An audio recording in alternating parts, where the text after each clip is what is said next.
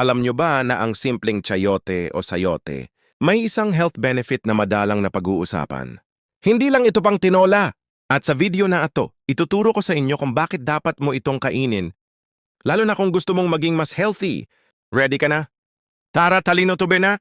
Ang chayote ay natural na diuretic. Ibig sabihin, tumutulong itong maglabas ng sobrang tubig at asin sa katawan.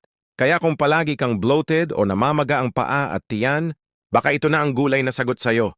At ang mas nakakagulat, mataas ang potassium ng chayote pero mababa ang sodium. Perfect ito para sa mga may high blood pressure at gusto mag-detox o magbawas ng timbang.